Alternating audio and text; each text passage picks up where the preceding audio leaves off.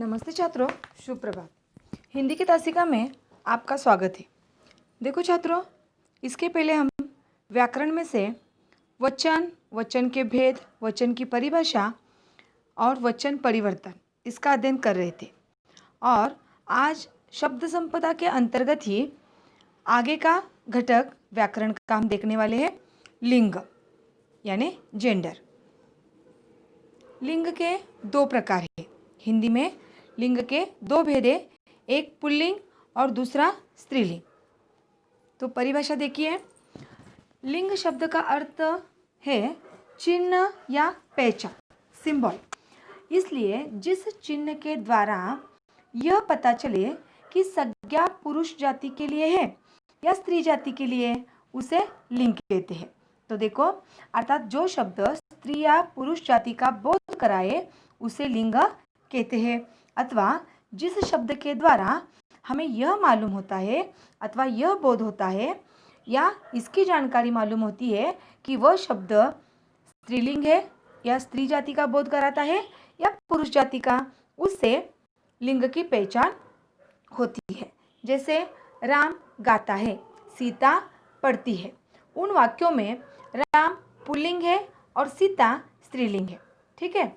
लिंग के भेद, हिंदी में लिंग के दो भेद माने जाते हैं। पहला है पुल्लिंग और दूसरा है स्त्रीलिंग।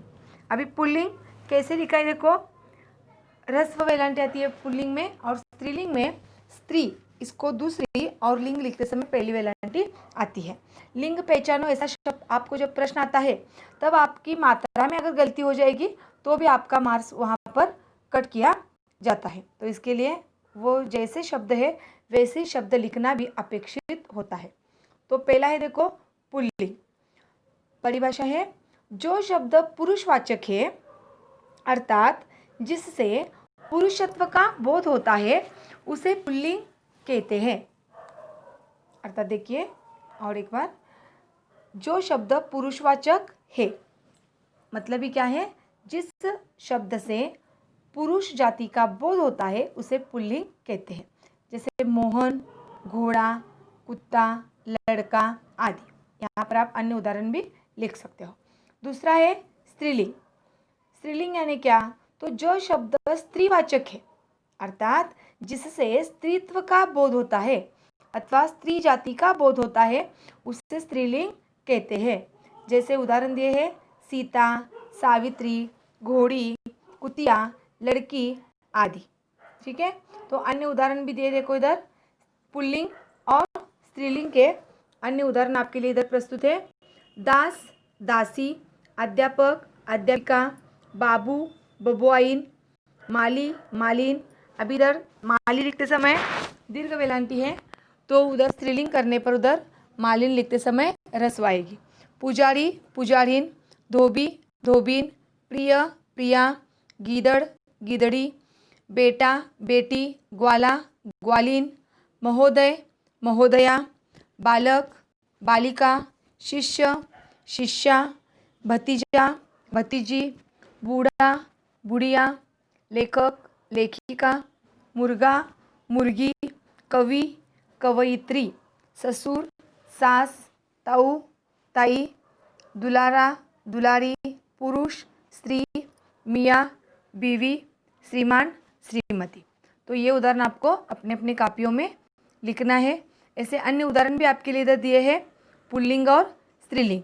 तो ऐसे उदाहरण आप अन्य उदाहरण, ये उदाहरण आप लिखना है जानकारी के लिए और अन्य उदाहरण भी आप अपने नोटबुक में लिख कर रखना है। तो ये उदाहरण नोटबुक में लिखिए।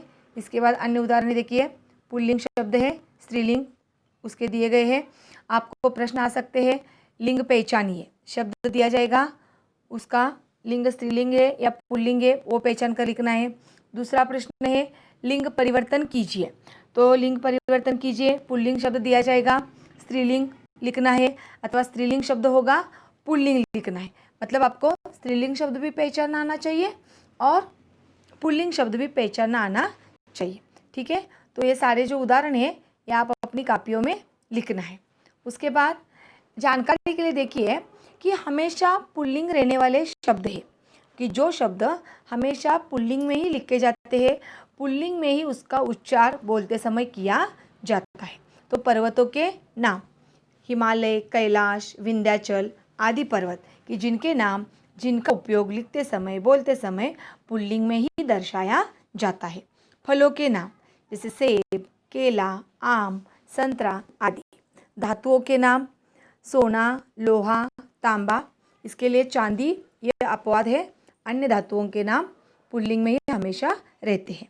उसके बाद अनाजों के नाम गेहूँ, चना, चावल, मक्का आदि। वृक्षों के नाम आम, नीम, पीपल, बरगद, अशोक आदि वृक्षों के नाम जो हमेशा पुल्लिंग में ही इस्तेमाल करते हैं। ग्रहों के नाम बृहस्पति, चंद्रमा, मंगल, शुक्र, गुरु, सोम आदि जो भी। हाँ, महीनों के नाम चैत्र से फाल्गुन तक, मार्च, अप्रैल, जून आदि। उसके बाद दिनों के नाम रवि, सोम, मंगल, बुध, बृहस्पति आदि। और देशों के नाम भारत, अमेरिका, चीन, अफ्रीका आदि।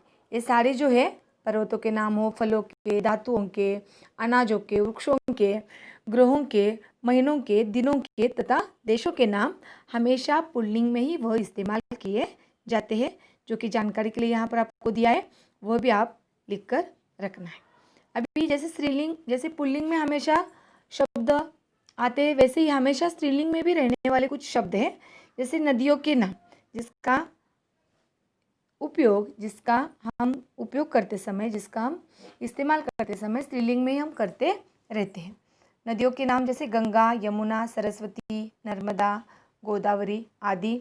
भाषाओं के नाम हिंदी, तमिल, मराठी, पंजाबी, उर्दू आदि भाषाएं। बोलियों के नाम भोजपुरी, अवधी, पहाड़ी, यह अन्य भाषाएं। उसके साथ साथ तिथियों के नाम अमावस्या, पूर्णिमा, एकादशी आदि। ये भी लिखकर रखना है कि जो हमेशा हम स्त्रीलिंग में ही उसका इस्तेमाल करते हैं। आगे देखिए, अभी स्वाध्याय के अंतर्गत आपको इस प्रकार प्रश्न आ सकते हैं। प्रश्न पहला ही देखिए, निम्नलिखित शब्दों के स्त्रीलिंग रूप लिखिए। अभी मैंने आपको बताया कि किस प्रकार प्रश्नोत्तर आते हैं, तो वैसे उसमें से पहला प्रश्न है निम्नलिखित शब्दों के स्त्रीलिंग रूप लिखिए। मतलब ये जो दिए गए सारे शब्द हैं, ये क्या है, पुल्लिंग के शब्द हैं, उसको आपको स्त्रीलिंग में क्या करना है, परिवर्तित करना है। तो जो उदाहरण है वो आप एक साइड को स्त्रीलिंग के शब्द लिखना है और उसके आगे स्वाध्याय ऐसा लिखकर उसके आगे उसके पुल्लिंग शब्द लिखना है। ठीक है। आगे निम्नलिखित शब्दों के पुल्लिंग शब्द बनाइए। मतलब जो भी अभी शब्द है ये कैसे है, स्त्रीलिंग है, उस शब्दों का आपको पुल्लिंग में परिवर्तन करना है। आगे तीसरा प्रश्न, निम्नलिखित संज्ञा शब्दों के लिंग पहचानिए। मतलब जैसे स्त्रीलिंग का पुल्लिंग करना है, पुल्लिंग शब्द का स्त्रीलिंग में परिवर्तन करना है, तो यहाँ पर शब्द ही दिया है, लेकिन आपको वो स्त्रीलिंग है क्या पुल्लिंग है ये पहचान कर आपको लिखना है। आगे प्रश्न चौथा, निम्नलिखित शब्दों के लिंग बदलिए। अभी यहाँ पर भी आपको पहचानना है, पहले वो शब्द पुल्लिंग है तो स्त्रीलिंग कीजिए, स्त्रीलिंग है तो उसका आपको पुल्लिंग शब्द में परिवर्तन करके लिखना है। आगे पांचवा प्रश्न, निम्नलिखित वाक्यों में रेखांकित शब्दों के लिए लिंग बदलकर वाक्य फिर से लिखिए। ऐसा आपको भी प्रश्न आ सकता है कि वाक्य दिया जाएगा, उस शब्द में अगर पुल्लिंग शब्द है तो उसके नीचे अधोरेखित किया जाएगा, रेखांकित किया जाएगा, और पुल्लिंग है तो उस शब्द में आपको क्या करना है, परिवर्तित करने, स्त्रीलिंग में परिवर्तित करने, वो वाक्य फिर से नई तरीके से बनाना है। जैसे वचन परिवर्तन में वाक्य परिवर्तन करने पर क्रिया में बदल होता है, वैसे ही लिंग परिवर्तन वाक्य में करते समय उसमें भी क्रिया में बदलाव होता ही है। ठीक है, वह भी ध्यानपूर्वक आपको देखना है कि वाक्य सिर्फ स्त्रीलिंग का पुल्लिंग करना है और आगे का वाक्य वैसे ही लिख कर रखना है, तो वह अच्छी तरीके से बनेगा नहीं, अर्थपूर्ण बनेगा नहीं। तो अर्थपूर्ण बनता है क्या वो देखना है, तभी वो वाक्य सही ढंग से आपको एग्जाम में भी अथवा स्वाध्याय लिखते समय भी ध्यानपूर्वक देखना है। जैसे पहला इधर देखो, मोर जंगल में नाचता है, तो ये ऐसा वाक्य है, तो मोर की जगह मोर पुल्लिंग है, तो मोरनी जब आप लिखते हो मोरनी जंगल में नाचती है, ऐसा उसमें क्या हो जाएगा, बदलाव होगा। तो ऐसे ही अन्य वाक्यों के आप क्या करना है, लिंग परिवर्तन करके वाक्य फिर से लिखना है। किधर अभी 1 से 5 प्रश्न की तैयारी करते समय किधर आपको कुछ भी अगर प्रॉब्लम आता है तो आप मुझे ज़रूर पूछ लीजिए। आगे दिया है देखो, इधर भी है, लिंग परिवर्तन करके वाक्य फिर से लिखिए। अभी हरी ने तो हिरनी, लेखिका है तो लेखक, लड़की का लड़का आएगा।